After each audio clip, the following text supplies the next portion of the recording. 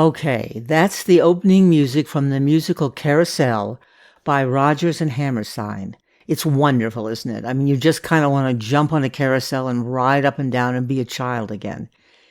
And I played that song just to get you in the mood for this podcast. This is really my first video podcast. My name is Marcy Casterline, and this is my very first video podcast. And this group of podcasts is on the theme of romance and culture and your soul. And as I began doing these podcasts, the idea of movie therapy was born. So this is really the first movie therapy podcast. Because I found out in many ways, as you'll see, that watching movies and digging into their meaning has really helped me to understand my life better. These first podcasts are going to be about what I learned about the connection of romance to your eternal soul. And strangely enough, that's why I'm starting with the musical Carousel. That music I just played is from the musical by Carousel by Rodgers and Hammerstein. And I only stumbled on it by accident. But somehow, that's the way things happen in life, isn't it? That gets your mind going. So I'm going to explain to you why I played that music and what this musical has to do with my life and my book, BEDEVILED, about the death of my husband and my failed romance and failed marriage. And the reason that I did pick Carousel for the first podcast video is that this movie is about the story of the death of a not very good man who was allowed to come back from hell to help his wife and daughter. If you've read my book, BEDEVILED, that will sound very familiar. Another thing is that I have never been able to completely shake the feeling that the man in my life, who I lived with for 38 years, thought of me as something of a fool, a sort of an easy mark. It's hard not to have grave doubts about yourself when the person you love and trust turns out to have kind of a low opinion of you. And on top of that, I've been subjected to all this psychic stuff, and that was something of a trial for me. Sometimes I felt like I must be crazy, and I know a lot of people think anything psychic is crazy. You really can hardly talk to anybody about it at all, so you're kind of stuck with it, all on your own. But when I watched this movie, whose story was based on an old Hungarian play, I guess it's a 19th century Hungarian play, it seemed as if maybe I was not the crack-brained idiot that Tom and everyone else seems to think. Maybe going head over heels in love is something very important and powerful and connected to God and your soul. In other words, some people may think it's dumb and silly to fall in love, but maybe it's really not. So let's think about this. A carousel is a merry-go-round, a contraption that spins dizzily around as you ride up and down, accompanied by loud organ music playing intoxicating waltzes. It's not only delightful to ride, it's a charming, romantic, old-fashioned metaphor for life, a piece of carnival theater about going round and up and down till the music stops. Life is a merry-go-round in a way. When someone gave me the Carousel movie DVD, I watched it, and it brought back another of those strange, sad memories that have haunted me ever since I knew the truth about my late husband, actor Tom O'Rourke. And you can check it all out on my blog, marcycasterline.com, and I will reference that below in the comments section. That was my professional name before I married Tom. This memory of mine is one of those tricks of memory, a deep and distinct feeling that has remained puzzling and disturbing and still unresolved. It's about the one time that Tom and I and our young son went to Griffith Park in Los Angeles for a picnic and to ride their famous merry-go-round, which is a huge, fantastic, gorgeous carousel drenched in turn-of-the-century charm.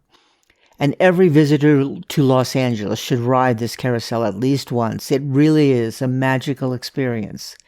It was built in 1926 and brought to LA in 1937.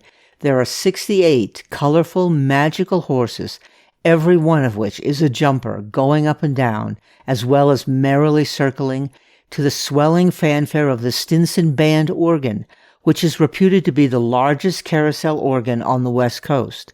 It plays 1,500 different marches and waltzes at top pitch. It's really a special carousel and quite an experience to see and ride. The memory that I have is of this bewitching beauty of this carousel and the peaceful, gracious park surrounding it. To have a picnic in a park like that with a happy child and give him a thrilling ride on the merry-go-round was for me a touchingly romantic and memorable experience. An afternoon like that with the ones you love is so affecting and such a perfect delight that not to be at least a little emotionally moved or to grasp your partner's hand and exchange a smile and feel grateful just to be alive is very odd. And that's what I remember even today, so very clearly. Tom did not share my happiness. It did not transport his feelings. It did not bring us emotionally closer. It fell flat. He seemed bored and anxious to leave. Now, I suppose he was probably thinking of his secret life or some other woman. Nevertheless, the setting, the picnic, and the hyper-romanticism of the carousel, much like the Rodgers and Hammerstein music that I played at the beginning, is so overpowering that any normal person, even a cheating husband, has to be practically made of stone not to respond, at least a little. But Tom's heart was turned to stone. His response to romance was to shut down emotionally, and I remember so well his blankness, which made me feel alone and cheated. Little did I know, right? If you've read the book, you will know that Tom always cheated. He cheated me and himself every day of our marriage, and even before. I can see the close parallels between our story and the musical Carousel. The musical begins at a carnival carousel where a handsome and charming Billy Bigelow, a cynical carnival barker, is being used by a jealous older woman to huckster in the young women to ride her carousel. Our heroine rides the merry-go-round and flirts with Billy, causing him to lose his job. He marries her, though she, like himself, doesn't really believe in love, but she falls hard for this no-good roustabout. He gets her pregnant, but he won't get a regular job, so he steals to support her and is killed. The movie opens as he is allowed one day to come back from hell to help the family he betrayed. If he can help them, he gets to go to heaven. Given this DVD as a gift, I watched it and couldn't help but be struck by how eerily similar it was to my own story.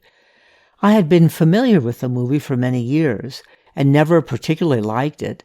The story is based on the play Lilium. It's a Hungarian play by Ferenc Molnár. To me, the story in Carousel always seemed to be one of those late 19th century, depressing European fantasy romances, the kind that make you wonder if anybody in Europe ever had a happy day. I was familiar with that kind of pessimistic thinking because my St. Louis German grandparents were very much of that mindset, even though they came to the United States as young children in the late 19th century. I think of it as sort of a peasant stoicism. They came from a long line of working-class Germans whose life was spent 6 days a week, 10 hours a day, either deep in the mines or farming for equally long, punishing hours. Trying to wrest a living by the sweat of your brow tends to make people a little depressed and hopeless, not to mention tired. What has all this got to do with carousels and romance? Well, for one thing, my grandparents only sporadically attended church, if at all, by the time I knew them. I believe they considered God as a luxury in life that poor, struggling people were better off not thinking about. No point in raising useless hopes. God wasn't likely ever to do anything for them. And love was also something for rich people. Life was about getting whatever you could and hanging on to it. But my mother had moved on from their stoic pessimism. She loved the theater and usually took me with her, since my scientist father had no use for the theater or romance. Theater, of course, is intrinsically romantic, since it suspends reality and presents a vision of an imaginary life and world. So, because of my mother, I acquired a strong taste for the romantic, to be found everywhere in life. And as I watched the movie musical Carousel, it slowly dawned on me that what it's saying is that there is a very strong, unbreakable bond between romantic love and death, and ultimately to God. But for most of my life, I had never had a very strong belief in God. And though my late husband Tom, as you know if you read the book, watched and responded to some romance movies, he really didn't believe in love either. We were both a lot like the cynical characters in this movie. For many years after Tom died and I learned of who Tom really was, I had felt cheated not only on, but of love and romance. I had fallen hopelessly and completely in love with him. And life had offered us many profound and delightful romantic experiences, like that day at the Carousel. But like Billy Bigelow in the movie, Tom tried to cheat at life, not by stealing, but by playing around with other women and hanging on to a secret life. A month ago, when I had just finished recording the audio version of my book, which I had written several years ago, while the events were still fresh in my mind, I happened to watch Carousel, and it brought back to me the Griffith Park memory and gave me a new insight into my life. Here was my story in an old Hungarian romance play that has been around and very popular for over a century. And it made me reconsider my romance in life and Tom. Maybe I wasn't a fool and a crazy person. Obviously, many other people felt the truth and power of this story very strongly enough to make that story into several plays and several movie versions and to inspire a memorable musical score by one of the all-time great American musical teams, Rodgers and Hammerstein. I think maybe when you live something, you're too close to it to feel the emotional power and truth of what's happened to you. At first, it's just too personal. But now, it's been so many years since I've learned the truth that I think I can accept that I am not the fool that Tom thought me. I can see that, yes, when he despised my love, he did go to hell, and he was allowed to come back and help us. I had never realized the deep connection that all real romances have to heaven and hell. Tom coming back and confessing to me proves we did have a little bit of real romance, a romance that was eternal in its own sad way. Not the romance I would have chosen, of course, but that spinning carousel of life, music, and love that goes on even beyond death was really all there. It had all the elements of a love story, just not the happy ending the way I would have liked. Still, maybe knowing all this is true is my happy ending. Would I have ever known for sure that love was deathless if this hadn't happened to me? More than that, in the end, I proved to the man I loved, wherever he is now, that love is real and is strong, not just the foolish idea of a naive woman. The carousel has come full circle. The beautiful painted horses that leap around and around so happily are real somewhere, and somewhere the organ is playing a waltz. If only we will let ourselves hear it, and let our hearts leap like those beautiful horses. Maybe Tom did get to go to heaven because he learned to believe in the power of love. But an interesting feature of the carousel plot is the older woman who used Billy Bigelow to keep her business going, and even, later in the movie, tried to get him to come back. All that stops him from going back to being her barker is that he finds out his wife, Julie, is pregnant. So he foolishly, and showing his lack of confidence in himself, tried robbery to support them and is killed. Depressed men die young, like Billy Bigelow, and like my husband, Tom O'Rourke. Thank you for listening. I hope this podcast has tickled your romantic fantasy, and I hope it gets you thinking about your own romance. I think it's a little more important, certainly, than I ever thought. And don't forget to take a look at my book, Bedeviled. It's on Amazon by Marcy O'Rourke, O''Rourke.